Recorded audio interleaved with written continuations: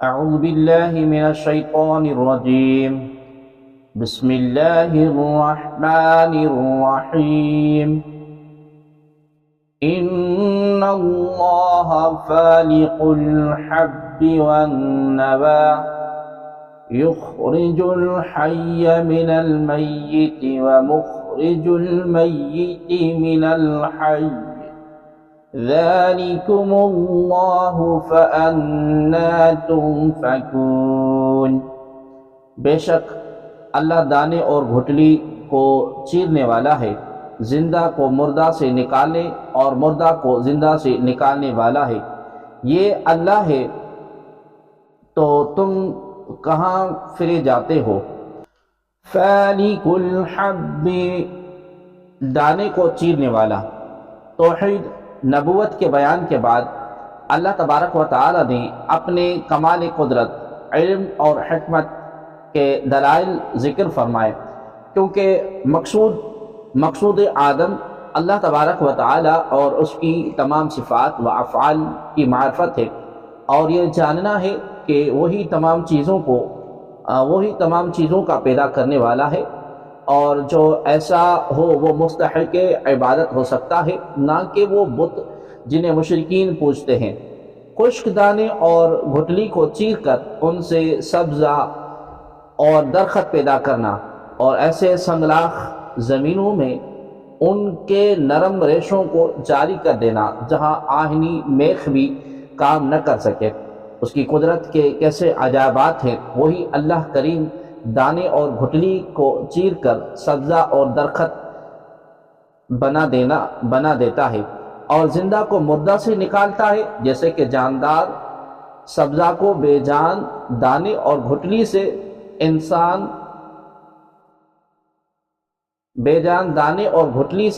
اور انسان اور حیوان کو نطفہ سے اور پرندے کو انڈے سے. یوں ہی وہی رب عظیم مردہ کو زندہ سے نکالنے والا ہے. یہ سب اس کے عجائب قدرت اور حکمت ہیں. تو اے کافرو، یہ ہے اللہ تبارک و تعالی، تم کہاں اوندھے جاتے ہو؟ اور ایسے دلائل و براہین قائم ہونے کے بعد کیوں ایمان نہیں لاتے اور موت کے بعد اٹھنے کا یقین نہیں کرتے؟ اور غور کرو کہ جو بے جان نطفے سے جاندار حیوان پیدا کرتا ہے، اس کی قدرت سے مردہ کو زندہ کرنا کیا بعید ہے. فالق الإصباح وجعل الليل سكنا والشمس والقمر حسبانا ذلك تقدير العزيز العليم. وہ تاریکی کو چاہ کر کے صبح نکالنے والا ہے، اور اس نے رات کو آرام کا ذریعہ بنایا، اور اس نے سورج اور چاند کو اوقات کے حساب کا ذریعہ بنایا. یہ زبردست علم والے کا مقرر کیا ہوا انداز ہے.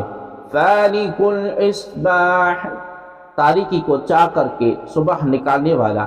اللہ تبارک و تعالی اپنی مزید عظمت بیان فرماتا ہے. چنانچہ فرمایا کہ وہ تاریکی کو چاہ کر کے صبح نکالنے والا ہے.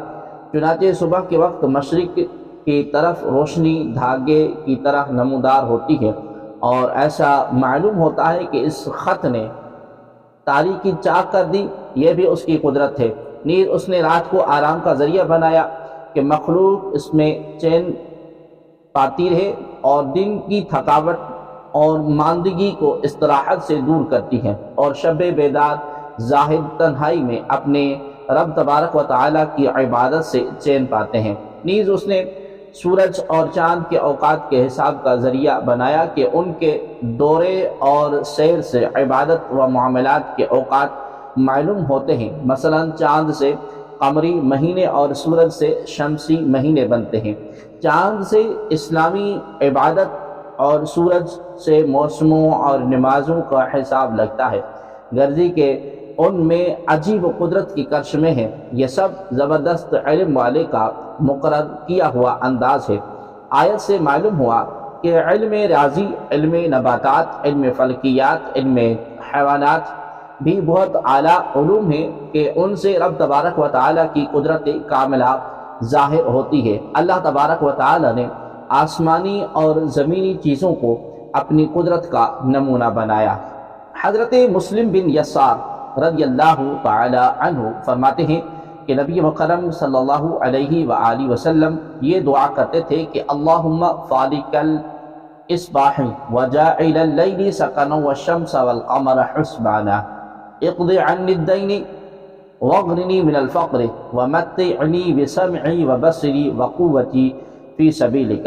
اے اللہ، اے تاریکی کو چاک کر کے صبح نکالنے والے اور رات کو آرام کا ذریعہ بنانے والے اور سورج اور چاند کو اوقات کے حساب کا ذریعہ بنانے والے، میرے قرض کو پورا فرما دے اور محتاجی سے مجھے غنا عطا فرما، اور مجھے میری سماعت و بصارت اور قوت سے اپنی راہ میں فائدہ اٹھانے والا بنا۔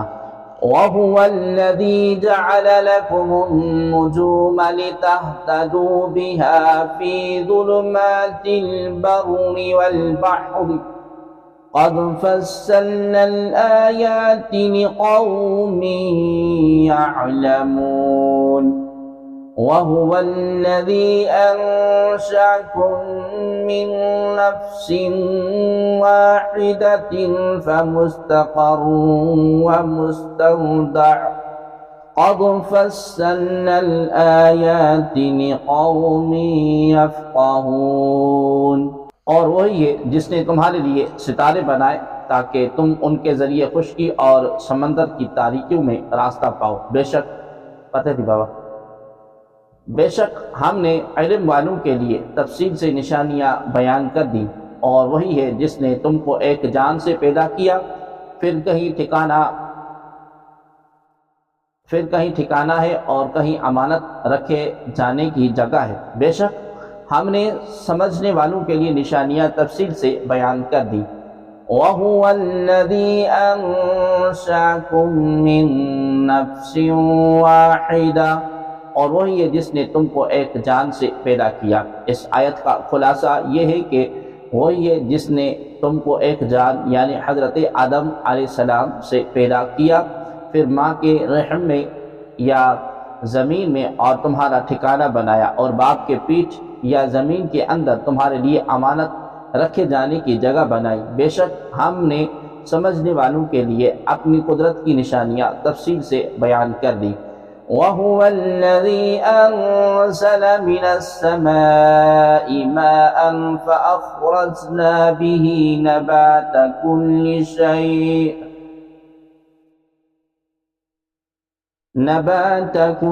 شَيْءٍ فَأَخْرَجْنَا مِنْهُ خَضِرًا نُخْرِجُ مِنْهُ حَبًّا مُتَرَاكِبًا وَمِنَ النَّخْلِ مِن طَلْعِهَا قِنْوَانٌ دَانِيَةٌ وَجَنَّاتٍ مِّنْ أَعْنَابٍ وَالزَّيْتُونَ وَالرُّمَّانَ مُشْتَبِهًا وَغَيْرَ مُتَشَابِهٍ انظُرُوا إِلَى ثَمَرِهِ وَإِذَا أَثْمَرَ وَيَنْعِهِ إِنَّ فِي ذَلِكُمْ لَآيَاتٍ لِقَوْمٍ يُؤْمِنُونَ۔